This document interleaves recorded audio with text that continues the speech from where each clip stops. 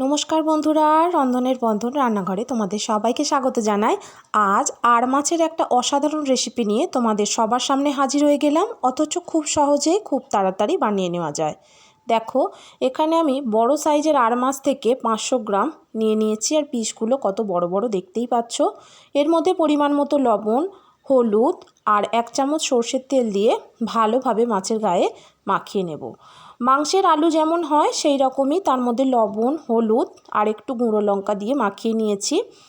সর্ষের তেল থেকে যখন এরম ধোঁয়া উঠবে তখন এক এক করে মাছগুলো দিয়ে অবশ্যই ঢাকনা দিয়ে ভাজতে হবে। এখানে আমি আদা, জিরে, ধনে, শুকনো লঙ্কা, গোলমরিচ আর কাঁচা লঙ্কার সুন্দর একটা পেস্ট বানিয়ে নেব। আর বড় সাইজের 2টো পেঁয়াজ আর 25 গ্রাম রসুনও বেটে নেব। ভালোভাবে আর মাছগুলো আমার ভাজা হয়ে গেছে। তেল থেকে তুলে নিয়ে এবারে আলুগুলোকে একটু ভালোভাবে লাল লাল করে ভেজে নেব। আলু ভালোভাবে ভাজা হয়ে গেলে তেল থেকে তুলে নেব। ফোড়ন হিসাবে তেজপাতা, শুকনো লঙ্কা, সাজিরে, জয়িত্রী 2টো পাপড়ি আর একটু গোটা গরম মশলা থেতলে নিয়েছি।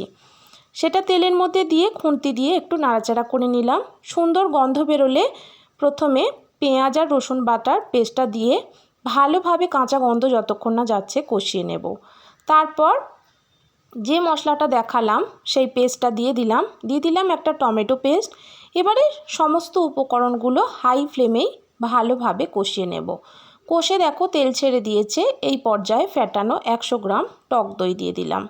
তারপর টক দইয়ের সঙ্গে ভালোভাবে সমস্ত মশলাটাকে কষিয়ে নিলাম। তেল ছেড়ে দিলে পরিমাণ মতো লবণ, 1 চামচ হলুদ আর সামান্য একটু চিনি দিয়ে আবারও একটু কষিয়ে নেব। তারপর এর মধ্যে প্রথমে আলুগুলোকে দিয়ে তারপর আলুর সাথে মশলাটাকে আরও একবার ভালোভাবে কষিয়ে নিয়ে এর মধ্যে দিয়ে দেব পরিমাণ মতো জল দিয়ে ভালোভাবে নাড়াচাড়া করে নিয়ে মিডিয়াম টু লো ফ্লেমে 7 মিনিট রেখে দেব। 7 মিনিট পর ঢাকনা খুলে আমি দেখে নিয়েছি আমার আলু খুব সুন্দরভাবে সিদ্ধ হয়ে গেছে। এই পর্যায়ে আমি ভেজে রাখা সমস্ত আর মাছগুলোকে এর মধ্যে অ্যাড করে দিলাম।